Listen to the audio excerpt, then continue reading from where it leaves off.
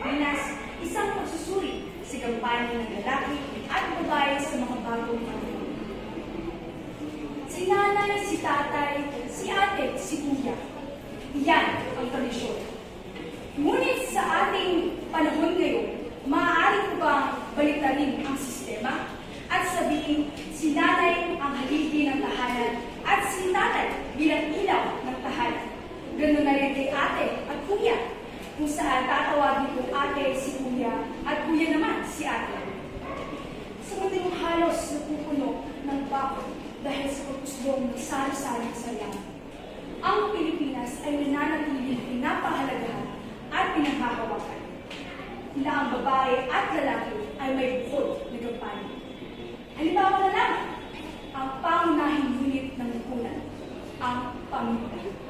Kung saan makikita natin na ang ating mga minamahal na ina ay naiiwan sa tahanan para pangalagaan at pagtuunan ng pansin tayong mga anak, habang ang ating matitikas na ama ay nagtataguyod at kumakayod at nagbabanat ng buto upang may suportahan ang buong pamilya.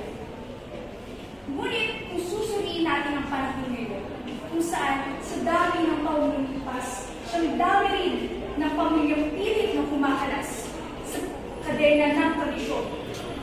Ang pagkalas na nagtuturo sa kung anong meron tayo ngayon. Ang pamilya kung saan nakikita natin na mayroong mga nanay na nagpapakatatay sa trabaho at mga tatay na nagpapakananay sa pag-aaral. Gayon na rin sa ating mga ate at kuya, kung saan ang ating mga ate ay kaya ng tapatan at mas higit pa ang kakayahan, katalikuhan at kahusayan ng ating mga kuya.